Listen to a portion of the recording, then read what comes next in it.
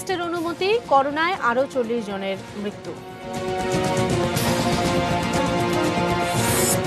দ্বিতীয় দফায় করোনা সংক্রমণ, প্রস্তুতি নিতে প্রধানমন্ত্রীর নির্দেশ।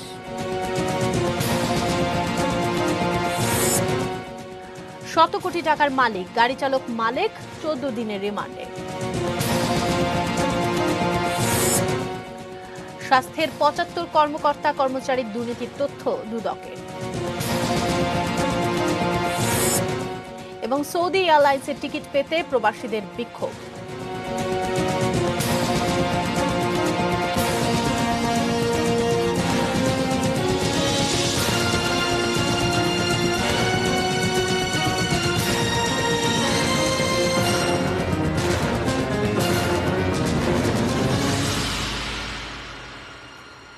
এটি নিউজ দেখছেন আখি ভদ্র, স্বাগত জানাচ্ছি সন্ধ্যা 6টা নিউজ আওয়ারে। এতক্ষণ শিরোনামগুলো জানিয়ে দিচ্ছিলাম।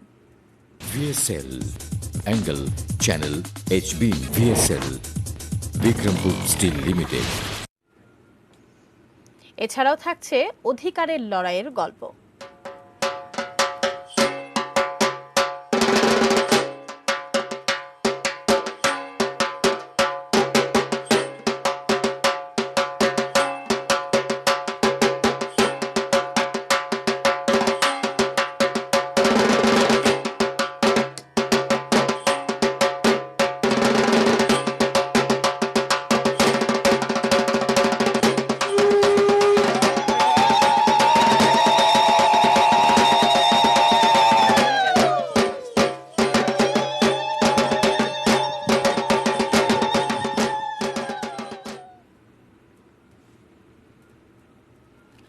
এবার পুরো খবর।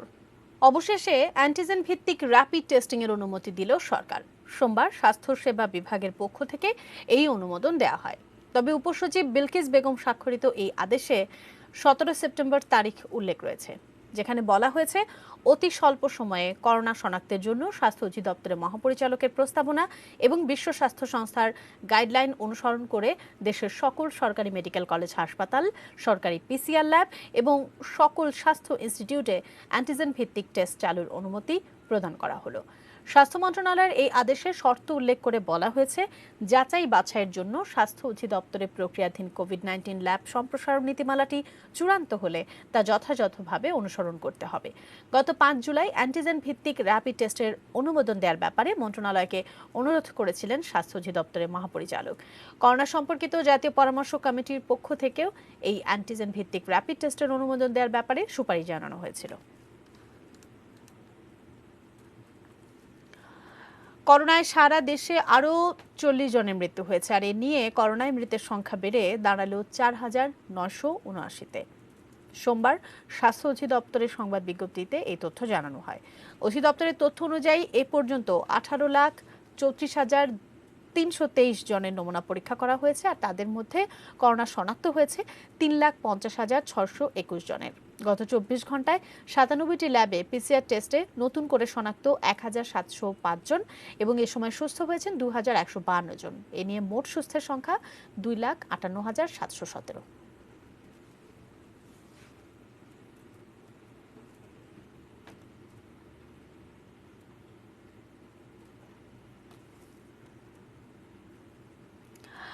দেশে দ্বিতীয় দফা করোনা সংক্রমণের আশঙ্কায় পূর্ণ প্রস্তুতি রাখার পরামর্শ দিয়েছে কোভিড-19 জাতীয় কারিগরি পরামর্শ কমিটি। আজ কমিটির 20তম অনলাইন সভায় এমন সুপারিশ করা হয়। সভায় বলা হয়, পাশের দেশ ভারতে করোনা সংক্রমণের মাত্রা অনেক বেশি, পাশাপাশি বিভিন্ন দেশের সঙ্গে যোগাযোগ উন্মুক্ত হচ্ছে, তাই দেশে দ্বিতীয় দফা করোনা সংক্রমণের ঝুঁকি রয়েছে। এক্ষেত্রে সংক্রমণ দ্রুত নির্ণয়ের লক্ষ্যে আরও বেশি সংখ্যায় টেস্ট করার উপর গুরুত্ব দেওয়া হয়।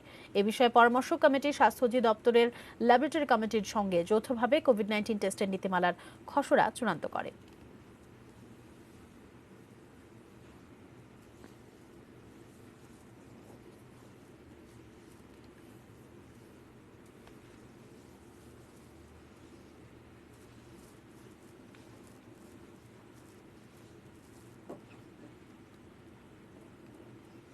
এদিকে শনাক্ত কম হলেও করোনায় মৃত্যুর গ্রাফ এখনো ঊর্ধ্বমুখী।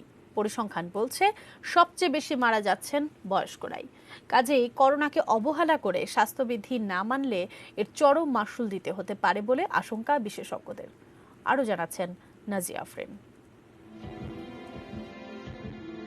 বছরের শুরুর দিকে করোনার প্রকোপে ইউরোপের বিভিন্ন দেশের মৃত্যুর মিছিলে তালিকার ওপরে ছিল ইতালি।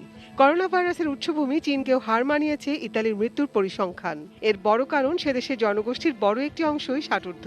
বাংলাদেশেও করোনা ভাইরাসে আক্রান্ত হয়ে যত মানুষ মারা যাচ্ছে এর বড় অংশই ষাটোর্ধ্ব। 20 সেপ্টেম্বর পর্যন্ত স্বাস্থ্য অধিদপ্তরের তথ্য অনুযায়ী করোনা আক্রান্ত হয়ে ষাটোর্ধ্ব ব্যক্তি মারা গেছেন 2494 জন। শতকরা হিসেবে এই হার 50.50%। যত আমরা বয়স হতে থাকে তত আমাদের শরীরে ইমিউন সিস্টেমটা উইক হতে থাকে, শরীরে রিজার্ভ কমতে থাকে। তার সাথে সাথে আমরা কিন্তু কিছু কিছু রোগ অ্যাকোয়ার করতে থাকি, বলি ক্রনিক রোগ। কারো হয়তো আরেকটি ইম্পর্টেন্ট রিসপেক্ট হাইপার টেনশন, তো কারো হাইপার টেনশন হয়তো হয়ে আছে, কারো ডায়াবেটিস হয়ে আছে, কারো হয়তো কিডনির প্রবলেম আছে, বয়স। ফলে ওনাদের ভিতরে কিন্তু যতগুলি রিস্ক ফ্যাক্টর যোগ হবে তত কিন্তু মৃত্যুর ঝুঁকি বেড়ে যায়। ডায়াবেটিস, ব্লাড প্রেশার, হৃদরোগ, কিডনি রোগের মতো অন্যান্য রোগ রয়েছে, তাদের করোনা আক্রান্ত হলে তাদেরকে প্রথমেই হাসপাতালে ভর্তি হওয়া উচিত। এতে মৃত্যুর হার কমানো যেতে পারে। এবং স্বাস্থ্য বিভাগের পক্ষ থেকে বয়স্ক রোগীদের আক্রান্ত হওয়া মাত্রই হাসপাতালে ভর্তির জন্য উৎসাহিত করা দরকার। এদিকে সেপ্টেম্বর মাস জুড়ে করোনা শনাক্ত তুলনামূলক কম, কিন্তু মৃত্যুর পরিসংখ্যান বিবেচনায় বাংলাদেশ এখনও বিপদসীমার মধ্যেই আছে। বিশেষজ্ঞরা বলছেন করোনা নিয়ে বিভ্রান্তির কোনো সুযোগ নেই। করোনা টেস্ট করার ব্যাপারে মানুষের মধ্যে তীব্র অনীহা তৈরি হয়েছে। এটি বিপজ্জনক।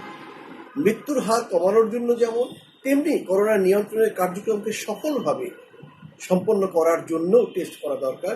যেখানেই যাই, যেখানেই থাকি, আমাদের কিন্তু রিল্যাক্স হচ্ছে। আমরা স্বাস্থ্যবিধি মেনে চলা, হ্যান্ড ওয়াশিং, আমরা বলি কাফ এটিকেট, যেটা আমাদের মেইন একটা পার্টস।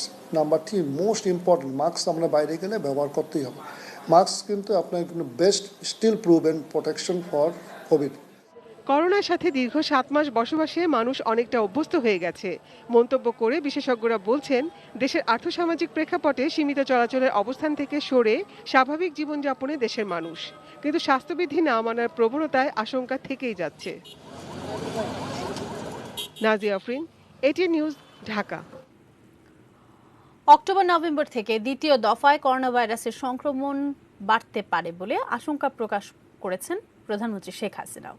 সেই সঙ্গে করোনা ঠেকাতে প্রয়োজনীয় সকল প্রস্তুতি নেয়ার নির্দেশ দিয়েছেন তিনি। সকালে মন্ত্রিসভার বৈঠকে প্রধানমন্ত্রীর এই নির্দেশ দেন। সাধারণ মানুষকে মাস্ক ব্যবহারে আরও সতর্ক হওয়ারও আহ্বান জানান তিনি। বৈঠক শেষে সচিবালয়ে আয়োজিত ব্রিফিংয়ে মন্ত্রিপরিষদ সচিব জানান, মাস্ক নিয়ে সচেতনতা বাড়াতে মসজিদ ভিত্তিক প্রচারের নির্দেশ দিয়েছেন প্রধানমন্ত্রী। করোনা সংক্রমণ নিয়ন্ত্রণে প্রয়োজনীয় নির্দেশ দিয়েছেন তিনি। করোনা ভাইরাস প্রসঙ্গ ছাড়াও সোমবার মন্ত্রিসভার বৈঠকে খুলনায় শেখ হাসিনা মেডিকেল বিশ্ববিদ্যালয়ের আইনের খসড়া ও পর্যটন কর্পোরেশন আইন 2020-এর খসড়ায় চূড়ান্ত অনুমোদন দেয় মন্ত্রিসভা। উনি যেটি ইনস্ট্রাকশন দিয়ে দিচ্ছেন যে যেহেতু অক্টোবরের শেষ বা নভেম্বরের মাঝামাঝি থেকে ঠান্ডার প্রকোপটা বাড়তে পারে এবং সেক্ষেত্রে আমাদের এলাকার আমাদের লোকজনের একটা নিউমোনিয়া বা সর্দি জ্বর বা একটা অ্যাজমাটিক একটা টেন্ডেন্সি আসে, সুতরাং সবাইকে এটা একটু প্রিকশন নিতে এবং প্রস্তুতি নিতে মাস্কের ব্যবহারটা আরও ব্যাপক করা দরকার। মাস্ক যদি ঠিকভাবে আমরা যদি সবাই মিলে ব্যবহার না করি তাহলে কিন্তু খুবই মুশকিল, কারণ আমাদের এক্সপার্টরা বলতেছে যে দুই তরফ থেকে যদি মাস্ক পরা থাকে তাহলে 95 থেকে 98% সেফটি থাকে। একজন ড্রাইভার কিভাবে এত সম্পদের মালিক তা নিয়ে কৌতূহল আছে খোদ এলাকাবাসীর।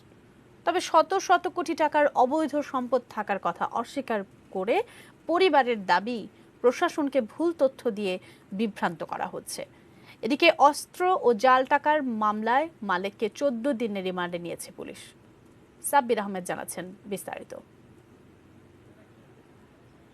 তুরাগের দক্ষিণ কামারপাড়ার রমজান মার্কেটের সঙ্গে লাগোয়া হাজি কমপ্লেক্স 20 কাঠারও বেশি জায়গা নিয়ে গড়ে উঠেছে কমপ্লেক্সটি, যেখানে 6 কাঠার ওপর 7 তলা বাড়ি।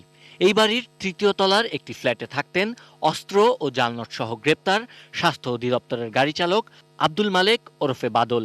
প্রথমে বাড়ি ও পরে পুরো সামনের জায়গা কিনে নেন মালেক। এই এলাকায় বাবার কবরের পাশে 15 কাঠার জায়গার ওপর করেছেন গরুর খামার। তার ঠিক পাশেই মালেকের একটি আধা পাকা বাড়ি। এই পুরো জায়গাটি কিনতে চেয়েছিলেন মালেক, কিন্তু জমি মালিক রাজি না হওয়ায় তা কিনতে পারেননি। কিভাবে তিনি এত সম্পদের মালিক, জনগণের মধ্যে রয়েছে নানা প্রশ্ন। আমরাও আমাদেরও প্রশ্ন, এটা একটা ড্রাইভারের এত সম্পদ কিভাবে হয়? এটা হ্যাঁ, এটা তো অবাকই লাগে যে কিভাবে এত টাকা বাড়িঘর করলো। ওটাও মালিক সাহেব, মানে ওনারই বাড়িটা। মালেক স্বাস্থ্য অধিদপ্তরের স্বাস্থ্য শিক্ষার ডিজি ডাক্তার AHM এনায়েত হোসেনের গাড়ি চালক হলেও নিজের ও পরিবারের জন্য ব্যবহার করতেন অধিদপ্তরের গাড়ি। মানে উনি ড্রাইভার হয়ে পাজারো গাড়িতে চলাফেরা করতে, জি। কিসে যাওয়া আসা করতো? কিসে? সচিবালয়ের একটা গাড়ি দিয়ে। এখানেই শেষ নয়। ধানমন্ডির হাতিরপুলে 4.5 কাঠার জায়গার ওপর নির্মাণাধীন 10 তলা এই ভবনের মালিকানাও মালেকের। এটি বর্তমানে ডেভেলপার কোম্পানির কাছে দেয়া আছে, যদিও তার পরিবারের দাবি এটি পৈতৃক সম্পত্তি। তাদের ভাই বোনের সমস্যার কারণে এটা এখন ঝুলে আছে, বিল্ডিংটা ডেভেলপারের আন্ডারে। এটা আমার বাবার সম্পদ না। স্বাস্থ্য অধিদপ্তরে আব্দুল মালেকের মেয়ে, ভাই, ছেলে, মেয়ে জামাই, নিকটাত্মীয় সহ অন্তত 7 জনের চাকরি করার তথ্য পাওয়া গেছে। এর মধ্যে তার মেয়ে নৌরিন সুলতানা বেলি অফিস সহায়ক, বর্তমানে এজিবি অফিসে কর্মরত। ভাই আব্দুল খালেক ও ছেলে আব্দুল হাকিম অফিস সহায়ক। ভাগ্নে সোহেল শিকারী ও ভাইরা মাহবুব গাড়ি চালক হিসেবে চাকরি করছেন। এছাড়া স্বাস্থ্য অধিদপ্তরের ক্যান্টিনও চালাতেন মালেকের মেয়ে, বেবির জামাতা রতন। এছাড়া তদবিরের মাধ্যমে আরো অনেককে চাকরি দিয়েছেন মালেক। অস্ত্র ও জাল টাকা রাখার মামলায় মালেককে সোমবার আদালতে হাজির করা হয়। 8ম শ্রেণী পাশ করা আব্দুল মালেক ছিলেন স্বাস্থ্য অধিদপ্তরের দুর্নীতির বরপুত্র, কারাবন্দী আফজাল সিন্ডিকেটের অন্যতম সহযোগী। Sabbir Ahmed, ATN news, Dhaka. স্বাস্থ্য অধিদপ্তরের 75 জন কর্মকর্তা কর্মচারী দুর্নীতি খোঁজ করছে দুর্নীতি দমন কমিশন দুদক, যাদের 45 জনের সম্পদ অনুসন্ধান এরই মধ্যে শুরু হয়েছে। নজরে রয়েছেন আরো অনেকে। দেখব তাওহিদ সৌরভের রিপোর্ট। করোনার এই মহামারীর সময় আলোচিত সমালোচিত হয়েছে দেশের স্বাস্থ্য খাত। মাস্ক, পিপিই কেলেঙ্কারি, কোভিড পরীক্ষায় অনিয়মের অভিযোগে প্রশ্নবিদ্ধ হয়েছেন বহু কর্মকর্তা। দুদকের জিজ্ঞাসাবাদের মুখোমুখি হয়েছেন স্বাস্থ্য সেবা বিভাগের সাবেক সচিব আসাদুল ইসলাম, সাবেক মহাপরিচালক আবুল কালাম আজাদ, স্বাস্থ্য অধিদপ্তরের প্রশাসন বিভাগের অতিরিক্ত মহাপরিচালক অধ্যাপক ডক্টর নাসিমা সুলতানা। এরই মধ্যে সম্পদের অনুসন্ধান শুরু হয়েছে ডক্টর আবুল কালাম আজাদের। এমনই অবস্থায় সামনে এসেছে স্বাস্থ্য অধিদপ্তরের গাড়ি চালক আব্দুল মালেকের 100 কোটি টাকার সম্পদ। দুদক বলছে আব্দুল মালেক সহ 45 জনের সম্পদের অনুসন্ধান চলছে। 45 জনের বিরুদ্ধে ইনকোয়ারি করে ইতিমধ্যে 12 জনের বিরুদ্ধে মামলা হয়েছে। আর মালেকেরটা গত 16 তারিখে রিপোর্টে এসেছে, সেটি আমরা প্রতিবেদন তাকে নোটিশ জারি করেছি। এবং এটি যেহেতু প্রাথমিকভাবে পাওয়া গিয়েছে, আমার মনে হয় এটি খুব দ্রুতই নিষ্পত্তি করা যাবে। এই 45 জন কর্মকর্তা কর্মচারীর মধ্যে রয়েছেন বক্ষব্যাধি হাসপাতালের প্রশাসনিক কর্মকর্তা সাজ্জাদ হোসেন, স্বাস্থ্য অধিদপ্তরের প্রশাসনিক কর্মকর্তা কবির চৌধুরী ও হুমায়ুন কবির, কুয়েতমতি হাসপাতালের প্রশাসনিক কর্মকর্তা আলিমুজ্জামান, আবু নাসের হাসপাতালের প্রশাসনিক কর্মকর্তা ওয়াহিদুজ্জামান। এছাড়াও তালিকায় আরও আছেন অফিস সহকারী, প্রধান সহকারী, ডাটা এন্ট্রি অপারেটর, হিসাব রক্ষণ কর্মকর্তা ও গাড়ি চালক। তাদের দুর্নীতি খুঁজতে টিম করেছে দুদক। কর্মচারীরা সিন্ডিকেটের মাধ্যমে সরকারি অর্থ আত্মসাৎ এবং অবৈধ অর্থ অর্জন করে তারা গাত্রায় বহির্ভূত সম্পদ অর্জন করেছেন। এই ধরনের একটি অভিযোগের অনুসন্ধানের জন্য এই টিমটি গঠন করা হয়েছিল। তাহিদ সৌরভ, এটিএন নিউজ, ঢাকা। 7 দিনেই 3 লাখ টন পেঁয়াজ আমদানির অনুমতি নিল ব্যবসায়ীরা। মাঠে থাকছে দেশের শীর্ষ ব্যবসায়ী গ্রুপগুলো। অন্যদিকে মিয়ানমার থেকে আমদানি আর ভারতে আটকে থাকা পেঁয়াজ দেশে ঢুকছে এখনো, তাই আরো কমবে পেঁয়াজের দাম বলছেন ব্যবসায়ীরা। আরো বিস্তারিত দেখব গোলাম কাদির রিপোর্টে। এখন পর্যন্ত পেঁয়াজের ঘাটতি নেই বাজারে, বরং সরবরাহ বেড়েছে আরো। তারপরেও পেঁয়াজ আমদানির হিড়িক। 14 সেপ্টেম্বর ভারত থেকে পেঁয়াজ রপ্তানি বন্ধের পর জোরে সোরে মাঠে নামে ছোট বড় সব আমদানিকারক ব্যবসায়ীরাই। সরকারের হিসাব বলছে 1 সপ্তাহেই ব্যবসায়ীরা অনুমতি নিয়েছে 3 লাখ টন আমদানির। আমদানির সে খাতায় এখন নাম আসছে বড় বড় শিল্প গ্রুপেরও। ভারত এক্সপোর্ট বন্ধ করলো তারপর থেকে আজ পর্যন্ত প্রায় 3 লক্ষ মেট্রিক টন পেঁয়াজের ইম্পোর্ট পারমিশন আমরা দিয়েছি। আমাদের বড় বড় ইম্পোর্টার, মাঝারি ইম্পোর্টার, ছোটো ইম্পোর্টাররাও অত্যন্ত আগ্রহ সহকারে আইপি নিচ্ছেন এবং প্রচুর পরিমাণে আইপি আমরা ইস্যু করছি এবং আশা করছি যে পেঁয়াজের যে দাম নিয়ে যে একটা আমাদের মধ্যে অস্বস্তির একটা বিষয় হয়তো বা কিছুটা ছিল, সেটা এখন নাই এবং সামনে আরও থাকবে না। এদিকে দুদিন আগেই ভারত থেকে মিলেছে সেখানে আটকে থাকা আগের কেনা পেঁয়াজ রপ্তানির অনুমতি, যেগুলো হিলি ভোমরা সহ বিভিন্ন স্থলবন্দর দিয়ে দেশে ঢুকছে শনিবার থেকেই, যা অব্যাহত আছে এখনো। মিয়ানমার থেকেও শুরু হয়েছে আমদানি। এই গাড়িগুলো চলে আসার কারণে অলরেডি আপনার সাধারণ ব্যবসায়ীরা মনে করতেছে যে পেঁয়াজ তো চলে আসছে, বাজারটা যদি কমে যায় তার জন্য যে যার কাছে যা কিছু আছে মনে করেন সবই লসেও বেচতেছে। কমার আশঙ্কা আছে, মানে সরকার শুনতেছি সরকারের বিভিন্ন রাষ্ট্র থেকে পেঁয়াজ নিয়ে আসতেছে, যদি ওরকম পেঁয়াজ আসে বাজার কিছু কমবে। ব্যবসায়ীরা বলছেন বেসরকারির পাশাপাশি সরকারও উদ্যোগ নিয়েছে 1 লাখ টন পেঁয়াজ আমদানির, সেগুলো আসা শুরু হলে দাম কমে আসবে আরও। গোলাম কাদের রবু, এটিএন নিউজ, ঢাকা। প্রায় 8 ঘন্টা অবরুদ্ধ রাখার পর প্রশাসনের আশ্বাসে রাজধানী সোনারগাঁও হোটেলের সামনের সড়ক থেকে অবরোধ তুলে নিয়েছে বিক্ষোভরত সৌদি এয়ারলাইন্সের টিকিট প্রত্যাশী প্রবাসীরা। অনিশ্চয়তা নিয়ে সোমবার সকাল থেকে টিকিটের অপেক্ষায় আছেন বিপুল সংখ্যক মানুষ। তারা জানান, করোনার কারণে কয়েক দফা বৃদ্ধির পর এ মাসেই শেষ হচ্ছে অনেকের ভিসার মেয়াদ। এর মাঝে সৌদি যেতে না পারলে চাকরি থাকবে না। অভিযোগ আছে, কর্তৃপক্ষকে জানিয়েও এর কোনো সুরাহা না পাওয়ায় নিরুপায় হয়ে টিকিটের জন্য হাজির হয়েছেন প্রবাসীরা। দুপুর পর্যন্ত সৌদি এয়ারলাইন্স কর্তৃপক্ষের সঙ্গে সরাসরি কথা বলতে না পারায় ক্ষুব্ধ হয়ে বিক্ষোভ শুরু করে তারা।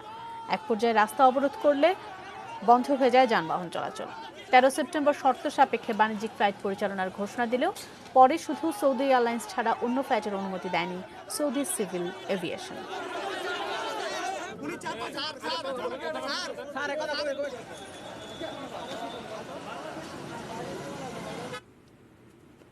খুলনার বটিয়াঘাটার হালিয়া গ্রামের গৌরী দাসী এবার স্বামীর ভিটায় গেলেন 35 বছরের সঞ্চিত বঞ্চনা আর পরিশ্রমের বিনিময়ে পাওয়া অধিকার নিয়ে। কি সেটা জানাচ্ছেন মুন্নি সাহা। এই শ্বশুর বাড়িতে কত বছর পরে আসলা? 35। শ্বশুর বাড়ি? হ্যাঁ। মাঝে মাঝে আসি, যেতাম, খাইয়ে যেতাম।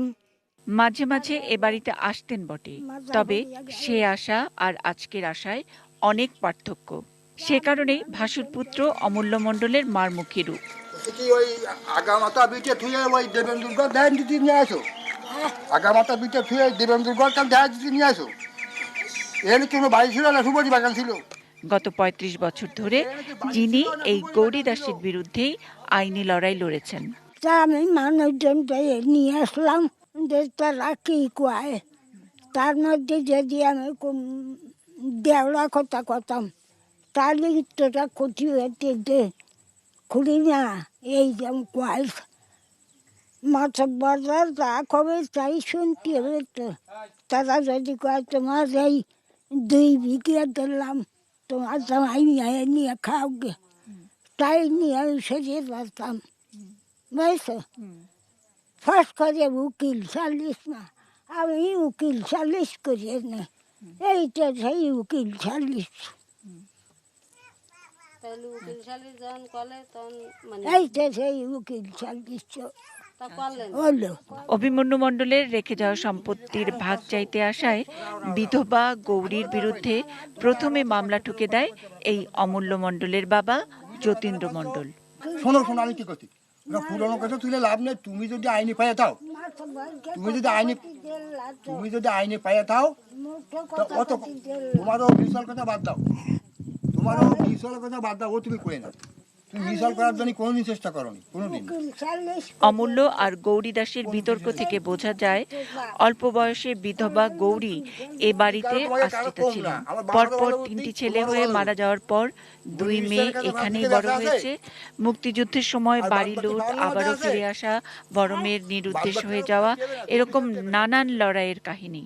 96 সালে মামলাটি হবার পর ছোট মেয়ে গীতার স্বামী শাশুড়িকে তার সম্মান অধিকারের লড়াইয়ে সহযোগিতা করেন। আমার বাবা তোমার সাথে কি 2015 সালে গৌরীর সেই মেয়ের জামাই অর্ধেন্দু সর্দারও মারা যান। বাবা আমি না আমার বাবা তোমার সাথে মামলা তো শেষ, মামলা আপনি জিতে গেছেন তো। সে তো মরিয়ে গেছে, সে তো মরিয়ে গেছে, সে তো নেই। Munni Saha, ATN news, Dacope, Khulna. গৌরীদাসের লড়াইয়ে নতুন একটি অধ্যায় যোগ হলো মেয়ে গীতার স্বামীও যখন চলে গেলেন। তারপর কিভাবে চলল প্রায় শতবর্ষী এই নারীর অধিকারের লড়াই, দেখুন আগামীকাল। এরই সাথে সময় হলো বাইজেস্টিল বিরতি নেবার, এরপর জানিয়ে ফিরছি।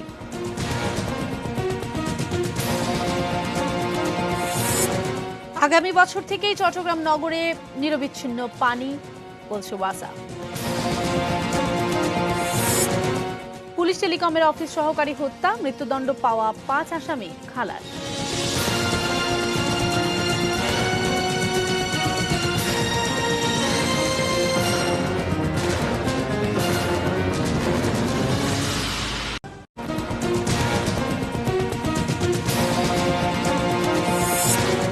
অ্যান্টিজেন টেস্টের অনুমতি, করোনায় আরো 40 জনের মৃত্যু।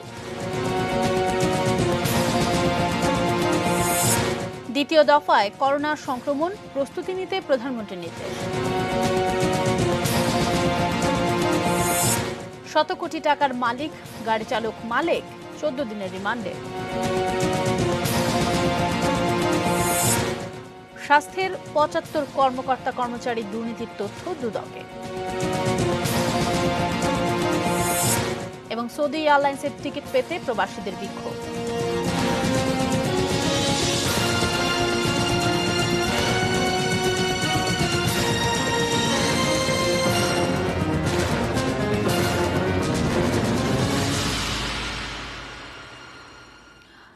বিরতির পর ফিরে এসে সবাইকে আরো একবার নিউজ আওয়ারে স্বাগত জানাচ্ছি। ফিরতে ফিরতে শিরোনামগুলো জানিয়ে দিচ্ছিলাম, এবার চোখ রাখছি পরের খবরগুলোতে। বিশ্বব্যাপী করোনার টিকা বন্টনে যেন কোনো বৈষম্য না হয় সে ব্যাপারে জাতিসংঘের সাধারণ পরিষদে আহ্বান রাখবেন প্রধানমন্ত্রী শেখ হাসিনা। তার বক্তব্যে প্রাধান্য পাবে রোহিঙ্গা ইস্যু, নারীর ক্ষমতায়ন এবং কোভিড মোকাবেলা সহ বিভিন্ন ক্ষেত্রে সরকারের নানা কার্যক্রম। দুপুরে এক ভার্চুয়াল সংবাদ সম্মেলনে এই কথা জানান পররাষ্ট্রমন্ত্রী ডক্টর একে আব্দুল মোমেন। এবার জাতিসংঘের সাধারণ পরিষদের 75তম আসর করোনার কারণে ভার্চুয়ালি হবে বলে জানান তিনি। মার্কিন প্রেসিডেন্ট ডোনাল্ড ট্রাম্পও বক্তব্য রাখবেন ভার্চুয়ালি। পররাষ্ট্রমন্ত্রী বলেন, প্রধানমন্ত্রীর নেতৃত্বে সাধারণ পরিষদে বাংলাদেশের অংশগ্রহণ আন্তর্জাতিক পরিমণ্ডলে ভূমিকা রাখবে। এবারের আসরে সোমবার সহ 23, 24, 26, 29 সেপ্টেম্বর, 1 অক্টোবর এবং 3 ডিসেম্বর মোট 7 দিন বক্তব্য রাখবেন প্রধানমন্ত্রী। কি প্রস্তাব দেওয়া হবে? আমরা দেখেছি আগের বার কখনোই যখন ভ্যাকসিনটা বের হবে সেই ভ্যাকসিনটা যাতে ডিসক্রিমিনেটেড ওয়েতে বিলি বন্টন না হয়, সবার আপনার এটাতে কোনো রকম বৈষম্য না হয়, সেইটা আমরা ওখানে দাবি তুলেছি এবং গ্রহণ করেছে। তো আমরা এখন কোথায় ভ্যাকসিন যাই না, যেখানেও হবে এবং এইটা যদি গ্রহণযোগ্য মতো ভ্যাকসিনটা হয় তো অবশ্যই আমরা সেটা দেশে আনবো এবং সেটার জন্য যা যা হোমওয়ার্ক করা দরকার we have been doing it. বাংলাদেশের সঙ্গে ভারতের বন্ধুত্বপূর্ণ সম্পর্ক বহুমাত্রিক বলে জানিয়েছেন আওয়ামী লীগের সাধারণ সম্পাদক ওবায়দুল কাদের। আজ সচিবালয়ে ভারতের হাইকমিশনার রিবা গাঙ্গুলি দাসের সঙ্গে বিদায়ী সাক্ষাৎ শেষে তিনি এসব কথা বলেন। বাংলাদেশ ও ভারতের বন্ধুত্বপূর্ণ সম্পর্ক বহুমাত্রিক, প্রতিবেশী দেশের সাথে সুসম্পর্ক, পারস্পরিক বোঝাপড়া ভালো হলে দুদেশেরই অর্থনৈতিক উন্নয়ন সহজতর হয়। এ বাস্তবতা ইতিমধ্যে সীমান্ত সমস্যা, ছিটমহল বিনিময়ের মতো দীর্ঘকালীন সমস্যারও সমাধান হয়েছে। তিস্তার পানি বন্টন সহ অভিন্ন নদীর পানি বন্টনের বিষয়টিও আলোচনার মাধ্যমে এগিয়ে নেওয়া হচ্ছে। সবার ঘরে ঘরে দ্রুত বিদ্যুৎ পৌঁছে দেওয়ার লক্ষ্যে গ্রাম ও চরাঞ্চলকে বিশেষ গুরুত্ব দেওয়া হচ্ছে জানিয়েছেন বিদ্যুৎ প্রতিমন্ত্রী নসরুল হামিদ। মুজিব বর্ষে শতভাগ বিদ্যুতায়নের লক্ষ্যে রাজশাহীর অফগ্রিড চরাঞ্চলে সোলার হোম সিস্টেম স্থাপন কার্যক্রম উদ্বোধন এবং অনলাইন আলোচনা সভায় তিনি একথা বলেন। খুব দ্রুততার সাথে আমরা চেষ্টা করছি অন্তত চর এলাকায় যত দ্রুত পারা যায় অন্তত সোলার নিজেদের অর্থে বসানোর জন্য, কারণ বিদ্যুৎ যত দ্রুত যাবে বাংলাদেশ তত স্বয়ংসম্পূর্ণতার দিকে যাবে আর্থিকভাবে এবং সবকিছুর বিষয়। আগামী বছর থেকেই নিরবিচ্ছিন্ন পানি পাবেন চট্টগ্রামবাসী, এমন আশ্বাস দিয়েছেন চট্টগ্রাম ওয়াসার ব্যবস্থাপনা পরিচালক প্রকৌশলী AKM ফজলুল্লাহ। তিনি জানান, আগামী বছরের শেষ হবে চট্টগ্রাম নগরীতে ওয়াসার চলমান 4 প্রকল্পের কাজ। এটিএন নিউজ এবং এটিএন বাংলার চেয়ারম্যান ডক্টর মাহফুজুর রহমানের সঙ্গে এক সৌজন্য সাক্ষাতে এই তথ্য জানান তিনি। নগরবাসীর কল্যাণে ওয়াসাকে সব ধরনের সহযোগিতার আশ্বাস দেন ডক্টর মাহফুজুর রহমান। তথ্য ও ছবি পাঠিয়েছেন মনিরুল ইসলাম। চট্টগ্রাম নগরীতে বর্তমানে পানির চাহিদা 55 কোটি লিটার। জরুরি প্রয়োজন মেটাতে 30টি গভীর নলকূপ স্থাপন করে পানির উৎপাদন 21 কোটি লিটারে উন্নীত করেছে ওয়াসা। চলমান কর্ণফুলী পানি সরবরাহ প্রকল্প, Chittagong water supply improvement and sanitation প্রকল্প, কর্ণফুলী পানি সরবরাহ প্রকল্প ফেজ 2 এবং ভান্ডারজুরি পানি সরবরাহ প্রকল্প, এই 4 প্রকল্পের কাজ শেষ হলে ওয়াসার দৈনিক পানি সরবরাহ বাড়বে 43 কোটি লিটার। ওয়াসা জানাচ্ছে, এরই মধ্যে কর্ণফুলী পানি সরবরাহ প্রকল্পের কাজ শেষের দিকে। প্রকল্পগুলো বাস্তবায়িত হলে 2022 সাল থেকে ভূগর্ভস্থ পানি নেওয়া বন্ধ করে পরিবেশের সুরক্ষা ফিরিয়ে আনতে গভীর নলকূপগুলো বন্ধ করে দেওয়া হবে। চট্টগ্রামই একমাত্র শহর হবে যেখানে কোনো রকম আন্ডারগ্রাউন্ড পানি এক্সট্রাকশন থাকবে না, যার ফলে পরিবেশের প্রভূত উন্নতি হবে। 56টা টিউবওয়েল বন্ধ করে দিচ্ছি এবং আমাদের আর 42টা টিউবওয়েল আছে। তো এই প্রেক্ষিতে পাবলিক প্রায় 50% টিউবওয়েল শহরে যে ছিল বন্ধ হয়ে গেছে। তো আগামীতে আপনারা 2022 সালের পরে চট্টগ্রামে কোনো টিউবওয়েল দেখবেন না, আপনারা ট্যাপ থেকে নিয়ে পানি খেতে পারবেন, এটাতে কোনো সমস্যা হবে না। ওয়াসার পানি বাড়ানো ও গ্রাহক হয়রানি বন্ধে স্মার্ট মিটার স্থাপনের কথা জানান বোর্ড পরিচালক। বিলিং সেকশনকে অটোমেশন করার জন্য 52তম বোর্ড সভায় এটা সর্বসম্মতভাবে অনুমোদিত হয়েছে। এই পাইলট প্রকল্প যদি বাস্তবায়ন হয়, এরপরে লার্জ স্কেলে প্রকল্পটা আসবে। এটা হওয়ার পরে গ্রাহক হয়রানি বলতে কোনো জিনিস চট্টগ্রাম ওয়াসায় থাকবে না। ওয়াসাকে সব ধরনের সহযোগিতার আশ্বাস দেন এটিএন নিউজ ও এটিএন বাংলার চেয়ারম্যান ডক্টর মাহফুজুর রহমান। চোরাই লাইন যেটা নেওয়া হয়, চোরাই লাইন যখন একটা লাইন কাটা হয় তখন ওই লাইনটার থেকে ড্রেনের পানি বা অন্যান্য পানি ওই মেন পানির ভিতরে ঢুকে যায়। এটার জন্য তো ওয়াসাকে দোষ দিলে চলবে না। আমরা যদি এই জিনিসটাকে যদি না করি, নিজেরাই যদি এটাকে না প্রতিরোধ করি, যতই মডার্নাইজ করা হোক না কেন, যত মডার্ন পাইপ লাগানো হোক, যদি এরকম চোরাই লাইনগুলি যদি নিতে থাকে তাহলে তো ওয়াসার এইসব কর্মকাণ্ডের জন্য আমাদের মিডিয়ার যা সহযোগিতা দরকার, আমি সবসময় তাদের সঙ্গে সহযোগিতা করব এবং আগামীতে তাদের যে উন্নয়নমূলক কাজগুলি যেটা আমরা তুলে ধরার চেষ্টা করব। এই সময় চট্টগ্রাম ওয়াসার তত্ত্বাবধায়ক প্রকৌশলী মোহাম্মদ আরিফুল ইসলাম, এটিএন বাংলা চট্টগ্রাম বিভাগীয় ব্যুরো প্রধান আলী আব্বাস এবং ওমর শাহিন উপস্থিত ছিলেন। Desk report, ATN news. ঢাকার রাজারবাগ পুলিশ টেলিকম অফিসের অফিস সহকারী গোলাম শামসুল হায়দার হত্যা মামলায় নিম্ন আদালতে মৃত্যুদণ্ড পাওয়া 5 আসামি ও যাবজ্জীবন সাজা পাওয়া 2 আসামিকে খালাস দিয়েছেন হাইকোর্ট। সোমবার বিচারপতি কৃষ্ণা দেবনাথ এবং বিচারপতি ASM আব্দুল মবিনের হাইকোর্ট বেঞ্চ এ রায় ঘোষণা করেন। আসামি পক্ষের আইনজীবী AKM ফজলুল হক খান ফরিদ জানান, 2006 সালের 6 সেপ্টেম্বর সকালে রাজধানীর মতিঝিলে এজিবি কলোনির সামনে দুষ্কৃতিকারীরা গোলাম শামসুল হায়দারকে জবাই করে হত্যা করে। ওই হত্যাকাণ্ডের ঘটনায় শামসুলের বড় ভাই আবুল কালাম আজাদ বাদী হয়ে মতিঝিল থানায় মামলা করেন। শামসুলের স্ত্রীর অভিযোগ ছিল তার স্বামীকে অফিসিয়াল দ্বন্দ্বের কারণে হত্যা করা হয়েছে। 2014 সালে ঢাকা দ্রুত বিচার ট্রাইব্যুনাল 1 রায়ে আসামি মোহাম্মদ আব্দুল লতিফ, আনোয়ার হোসেন সরকার, মোহাম্মদ কাজল মিয়া, মোহাম্মদ হাফিজুল হোসেন ও বাবুল ওরফে তপন চক্রবর্তীকে মৃত্যুদণ্ডের আদেশ দেন। এছাড়া মোহাম্মদ শামসুল আলম ও রাজন মিয়াকে যাবজ্জীবন কারাদণ্ডের আদেশ দেন আদালত।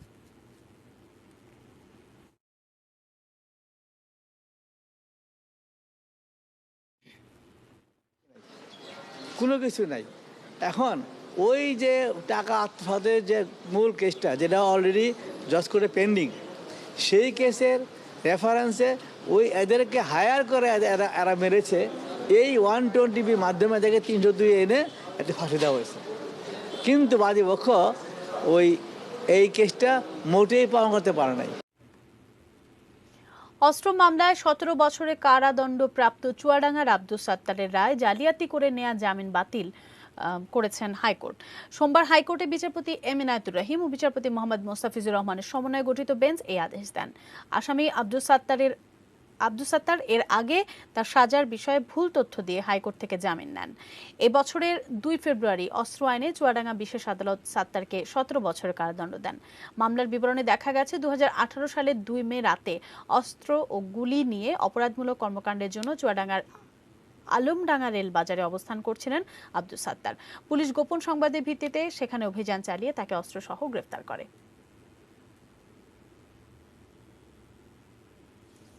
মেটাল প্রেজেন্স কৃষি সংবাদ, সুজলা সুফলা।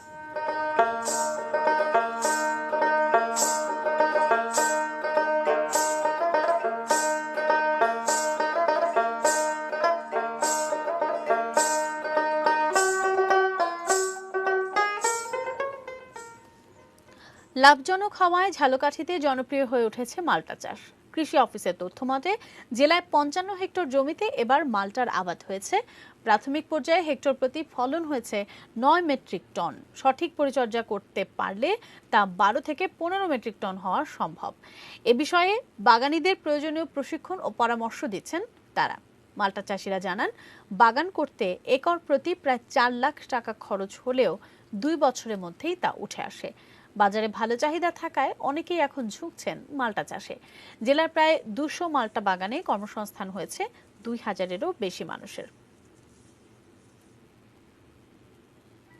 সোশ্যাল ইসলামী ব্যাংক লিমিটেড বাণিজ্য সংবাদ।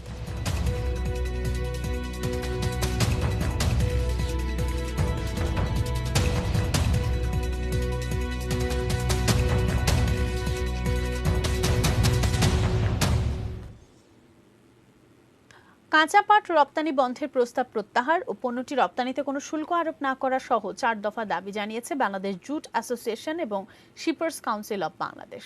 রাজধানীর একটি হোটেলে যৌথ উদ্যোগে অনুষ্ঠিত সংবাদ সম্মেলনে এই দাবি জানান ওই সংগঠন দুটি নেতারা। স্বাধীনতা উত্তর বাংলাদেশে বিভিন্ন সময় রপ্তানি আয়ের পেছনে পাটের অবদান তুলে ধরেন বক্তারা। বলেন, কাঁচা পাট রপ্তানি বন্ধ করা হলে কেবল রপ্তানিকারকরাই নন, লাখ লাখ কৃষক, শ্রমিক, বেকার যেমন হবে, ধস নামবে সোনালী আঁশের সোনালী গৌরবেও। ক্ষতিগ্রস্ত রপ্তানি খাতগুলোর জন্য প্রধানমন্ত্রী ঘোষিত প্রণোদনার আওতায় কাঁচা পাট রপ্তানিকারকদের অন্তর্ভুক্ত করারও দাবি জানান তারা। বাজেটের বিরতি নিচ্ছি, এরপর জানিয়ে ফিরছি।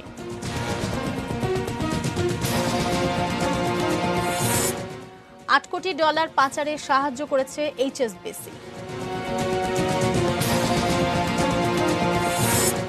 আইপিএলে রাতে বেঙ্গালুরু হায়দ্রাবাদ মুখোমুখি।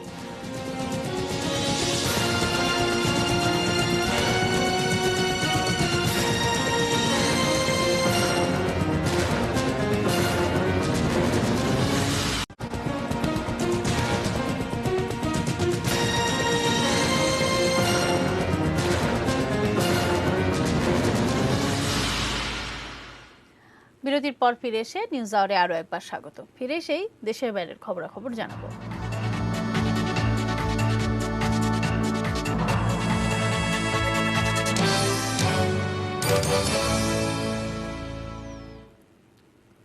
মার্কিন প্রেসিডেন্ট ডোনাল্ড ট্রাম্পের নামে বিষ মেশানো চিঠি প্রেরক এক নারীকে আটক করা হয়েছে। CNN জানিয়েছে, কানাডার এক নারী নিউ ইয়র্ক শহরে প্রবেশের চেষ্টা করছিলেন। ওই নারীর সঙ্গে বন্দুকও ছিল। আইনশৃঙ্খলা রক্ষাকারী বাহিনীর সদস্যরা তাকে আটক করেছে। তাকে অভিযুক্ত করা হতে পারে। যুক্তরাষ্ট্রের নিরাপত্তা কর্মকর্তারা প্রেসিডেন্ট ট্রাম্পের নামে পাঠানো চিঠিতে রাইজিন নামক মারাত্মক বিষ শনাক্ত করেন। তবে কানাডা থেকে পাঠানো প্যাকেটটি হোয়াইট হাউসে পৌঁছানোর আগেই জব্দ করা হয়। তবে ঠিক কোথা থেকে এটি এসেছে এবং মার্কিন ডাক বিভাগের মাধ্যমে অন্য কারো কাছে এই ধরনের প্যাকেট পাঠানো হয়েছে কিনা সে সব বিষয়ে খতিয়ে দেখছে FBI ও সিক্রেট সার্ভিস। পাশাপাশি কানাডাও বিষয়টি খতিয়ে দেখছে। ক্যাস্টর অয়েল তৈরির বীজ থেকে তৈরি হয় এই রাইজিন বিষটি।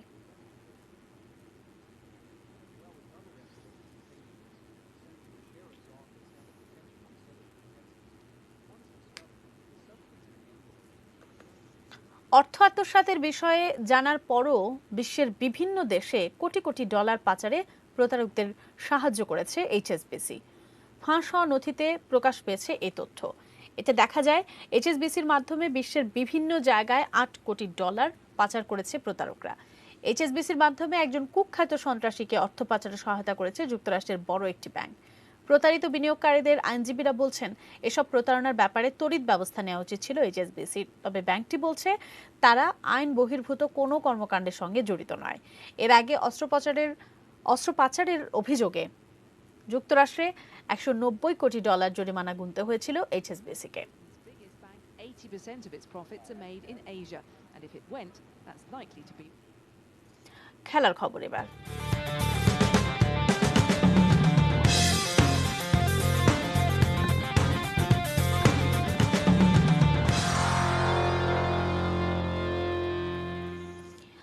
আইপিএলে আজ দিনের একমাত্র ম্যাচে রয়্যাল চ্যালেঞ্জার্স বেঙ্গালুরুর মুখোমুখি হবে সানরাইজার্স হায়দ্রাবাদ।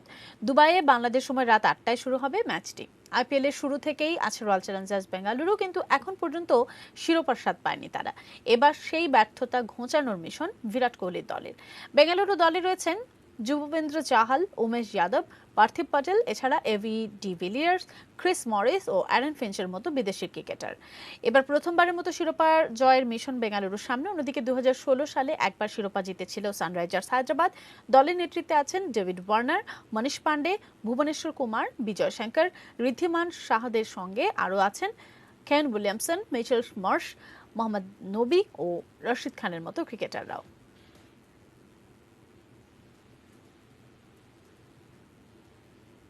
এর সাথে শেষ করব নিউজ আওয়ার, তবে তার আগে এক নজরে শিরোনামগুলো দেখে নেব।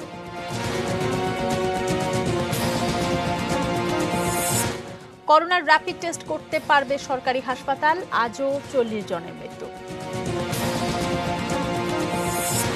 করোনা বাড়তে পারে, মোকাবেলার প্রস্তুতি নিতে প্রধানমন্ত্রীর নির্দেশ। শত কোটি টাকার মালিক গাড়ি চালক মালিক 14 দিনের রিমান্ডে। স্বাস্থ্যের 75 কর্মকর্তা কর্মচারীর দুর্নীতির তথ্য দুদকে। সৌদি এয়ারলাইন্সের টিকিট পেতে প্রবাসীদের বিক্ষোভ।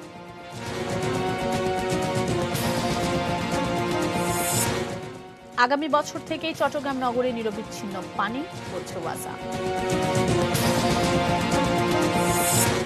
পুলিশ টেলিকমের অফিস সহকারী হত্যা, মৃত্যুদণ্ড পাওয়া 5 আসামি খালাস। $8 কোটি পাচারে সাহায্য করেছে এইচএসবিসি।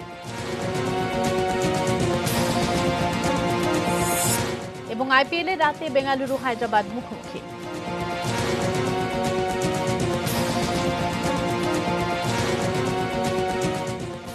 এই ছিল নিউজ আওয়ারে। সঙ্গে থাকুন, দেখতে থাকুন এটিএন নিউজ। আর এটিএন নিউজের ব্রেকিং নিউজ আপনার মোবাইলে পেতে স্টার্ট লিখে স্পেস দিয়ে এএন লিখে পাঠিয়ে দিন 5959 নম্বরে।